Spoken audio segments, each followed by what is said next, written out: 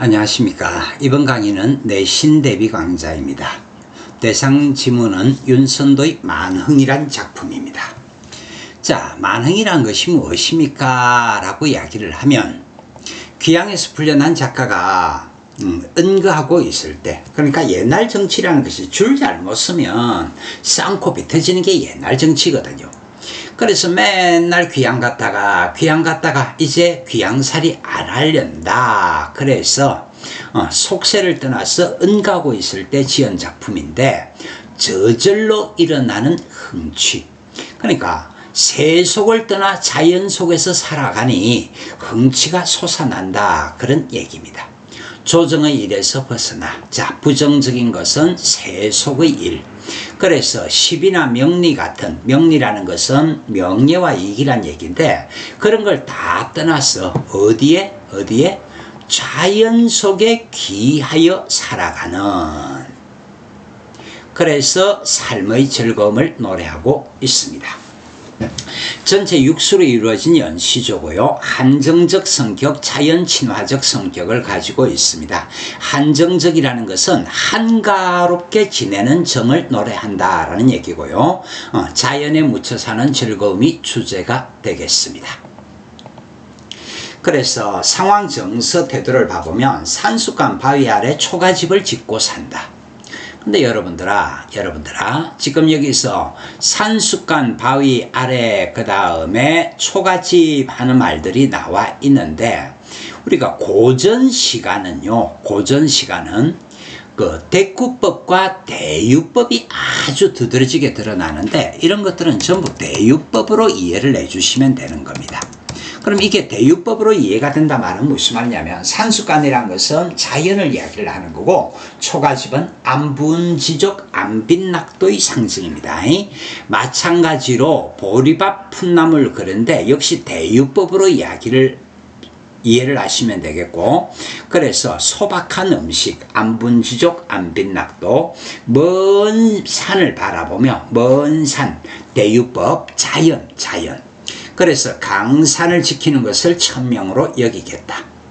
작품 전체 내용이 어떤 내용이라고요? 그냥 나는 자연 속에서 자연을 즐기며 자연과 하나가 된 삶을 추구하겠다. 세속을 떠난 삶을 추구하겠다.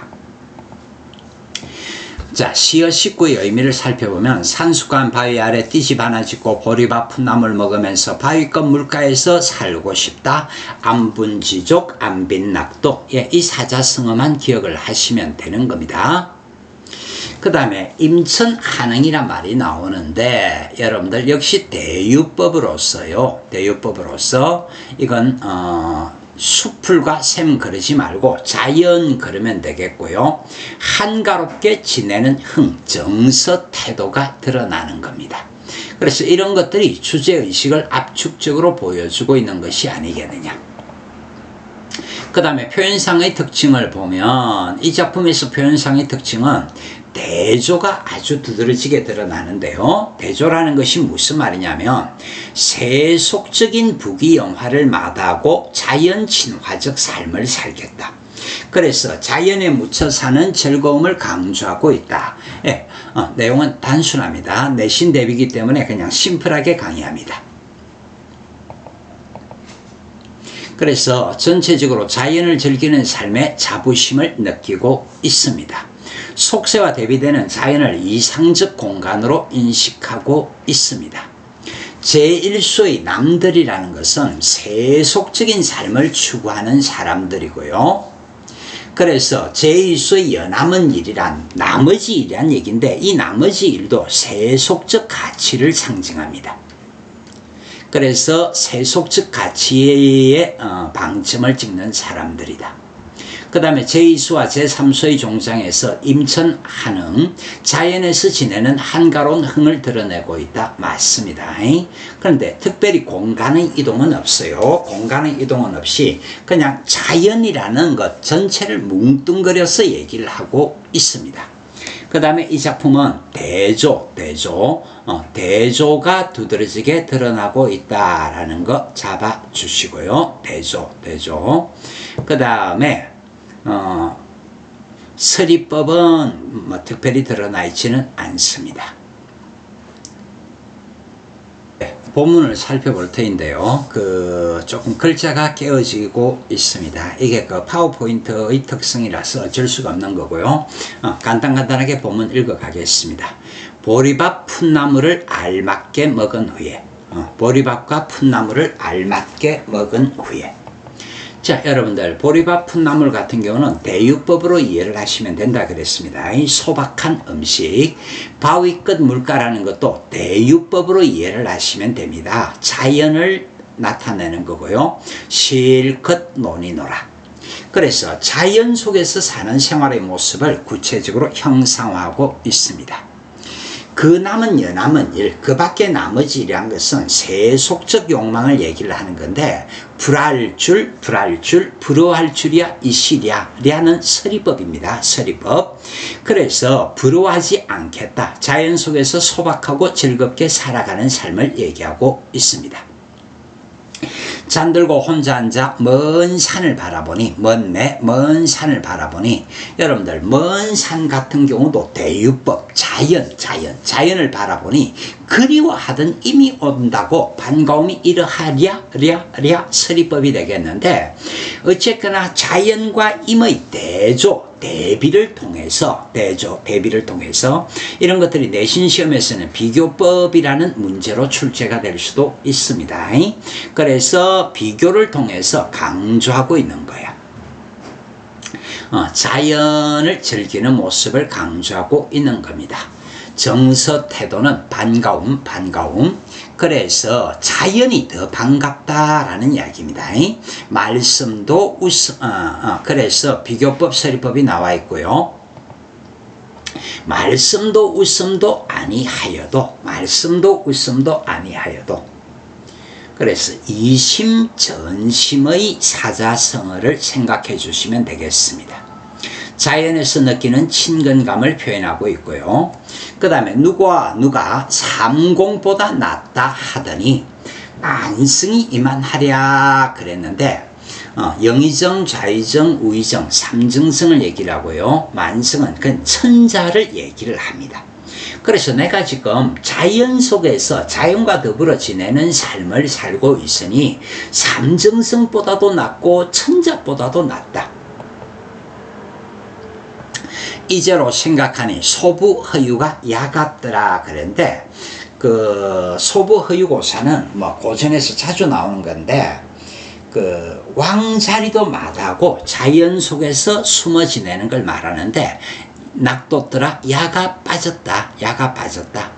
그런데 이거는 야가 빠졌다, 부정적으로 얘기를 하는 것이 아니라 현명하다라는 뜻으로 이해를 해주시면 됩니다. 아마도 임천 한흥, 자연 속에서 지내는 한가로운 흥을 비교할 곳이 없다. 그래서 강호 한정의 삶에 대한 자부심이 드러나고 있습니다. 내 성이 게으르더니 하늘이 알아실시야 인간 만사를 한 일도 아니맞되어 다만당 다토리 없은 강산을 디키라 하시도다. 예, 여러분들, 성이라는 것은 성품을 얘기를 하는 건데요. 내 성품이 게으르다. 예, 사실은 내가 좋아서 자연 친화적 삶을 살고 있는데 세속적 욕망이 없는 삶의 태도를 성품이 게으르다라고 얘기를 했는데, 이거는 겸손의 뜻으로 이해를 하시면 됩니다. 하늘이 알으시오. 그래서 내가 자연 친화적 삶을 사는 것은 하늘이 나에게 부여한 것이다. 인간 만사를 한 가지 일도 아니 맡기지 않더라. 다만 다툴이 없는 강산은 역시 대유법, 자연을 지키라 하시도다. 그래서 하늘의 뜻으로 자연 속에서 산다 그런데, 자기 스스로 원한 삶을 하늘의 뜻이라고 합리화하고 있는 겁니다. 강산이 되었단들 내 분으로 누웠느냐, 님군 은혜랄 이제 더욱 안오이다. 아무리 갚고자 하여도 하올 일이 없으라. 자, 강산은 대유법, 자연, 좋다한들 내 분수로 누웠느냐. 그럼 내 분수로 눕지 않았다는 얘기는 하늘이 시켰다라는 얘기고요. 그런데 뜬금없이 임금님 은혜. 여러분들 사대부들은 사실은요, 뭐 솔직히 까놓고 이야기를 하면 자연 친화적 삶을 살아간다고 해서 세속에 대한 미련을 완전히 버렸다라고 볼 수는 없을 겁니다. 현재 현실이 녹록지 않으니까 현실을 떠나서 자연 속에 살고 있지 않겠느냐, 이런 것들에서 은근히 속마음이 드러나고 있는데, 어쨌거나 사대부 시조에서는 군은 임금님 은혜에 감사한다라는 이야기들이 시도 때도 없이 튀어나온다라는 걸 알아두시고요. 아무리 갚고자 해도 할 수 있는 일이 없다. 그래서 임금의 은혜에 감사한다 그랬는데 조금은 뜬금없는 내용이라고 받아주셔도 좋습니다. 산수간 바위 아래 띠십을 짓노라니 그 뜻을 모르는 남들은 비웃는다, 웃는다, 비웃는다 한다마는 어리석다, 샤암, 세상 물증에 어둡다라는 얘기인데 겸손의 뜻으로 생각을 하시면 됩니다. 뜻에는 내 분인가 하노라, 내 분수인가 하노라. 그래서 대유법으로서 자연 속에서 띠집 소박한 삶 짓노라 하니, 그래서 띠집이라는 것을 가지고 구체적인 공간으로 묘사를 하고 있고요. 그 뜻을 모르는 남들은 비웃는다 한다마는, 그러니까 저 바보 같은 것이 저렇게 오랜 세월을 살아났고 저렇게 초라한 집에서 살고 있느냐, 비웃는다 한다마는, 그러니까 이 은거하면서 사는 삶을 이해하지 못하고 공감하지 못하는 사람들도 있다라는 뜻이고요. 어리석고 세상 물정의 어두운 뜻에는 내 분수인가 하노라. 남들은 어리석다고 비웃을지 모르나 나는 만족한다. 자연 속에서 분수에 맞게 살아가는 안분지족의 삶을 얘기하고 있습니다. 그래서 이 작품은 전체 육수로 이루어진 연시조인데요. 자연 친화적, 탈속적이라는 말은 세속을 벗어나다라는 얘기고요. 자연 속에서 지내는 한가로운 삶을 얘기를 하고 있는데, 그래서 이런 것들을 우리가 문제를 풀다 보면 한정가라든지 또는 강호 한정이란 말이 나올 수가 있습니다. 그 다음에 주제, 자연에 묻혀 사는 즐거움과 임금의 은혜를 얘기를 하고 있고요. 안분지족, 그 다음에 연군지정. 그러니까 세속을 떠났지만은 세속에 대한 미련이 남아있을 거다라고 짐작할 수 있다는 얘기입니다. 그런데 우리가 흔히 윤선도나 정철을 우리나라 최고의 문인으로 평가를 하는데, 그 이유가 뭐냐면 한자를 즐겨 쓰던 시대에 우리말의 묘미를 잘 살리고 있기 때문에 이 작품을 대한민국 원탑으로 꼽는 경우가 많습니다. 자, 강호 한정가, 자연 친화적 내용이라고 생각을 하시면 되겠고요. 비교법, 서리법 같은 것이 동원되고 있더라. 주요 소재를 보면 산수간 바위 아래 띠집이라든지 보리밥과 풋나물, 산, 그 다음에 수풀과 샘, 강산 그랬는데 전부 자연을 얘기를 하는 겁니다. 그 다음에 화자의 태도를 보면 안분지족, 안빈낙도. 우리가 내신 준비할 때는 안분지족, 안빈낙도가 같은 거라고 봐주셔도 좋겠고요. 자연 친화의 즐거움, 그 다음에 강호 한정적인 삶을 살아가는 것에 대한 자부심, 그 다음에 이걸 하늘의 뜻으로 여긴다 그랬는데, 어쨌거나 만족한다라는 정도로 이해를 하시면 되겠고, 임금님 은혜로 감사한다.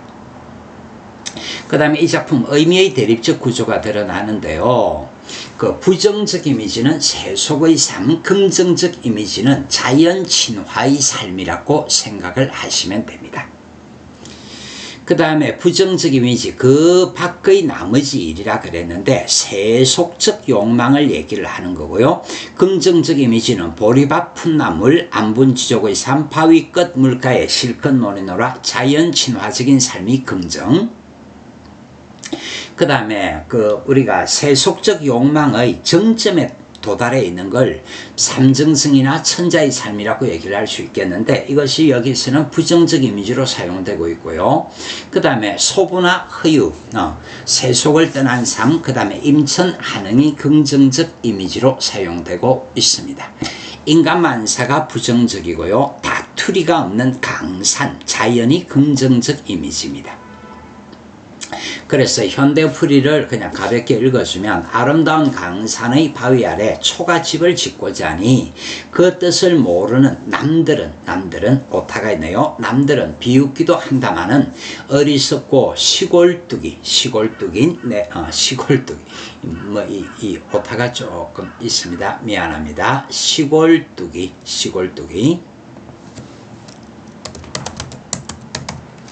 내 생각으로는 그것이 바로 내 분수에 맞는 일로 여겨지노라.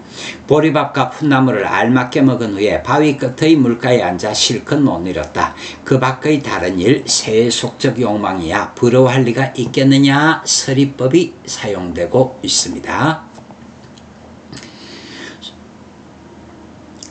그 술잔을 세워들고 혼자 앉아 먼 산을 바라보니 그리워하던 임이 온다 한들 반가운 것이 이보다 더하겠느냐. 그러니까 임보다도 자연이 더 좋다는 얘기입니다. 말도 하지 않고 웃지도 않지만은 이심전심 마냥 좋아하노라. 누가 말하기를 저는 생활이 정성 노릇하는 것보다 낫다 하다니 일만 수레를 가진 천자인들 이만하겠느냐. 내가 더 낫다라는 얘기입니다. 만족감, 자부심. 이제 생각해보니 소부와 허유가 영리하도다. 아마도 자연 속에서 논의는 한가로움은 비할 데가 없으리라.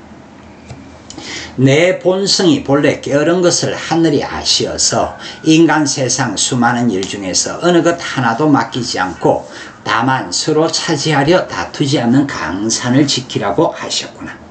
자연의 아름다움에 취해 사는 생활이 좋다나 나의 분수로 누워있겠는가. 임금님 은혜를 이제 더욱 알겠도다.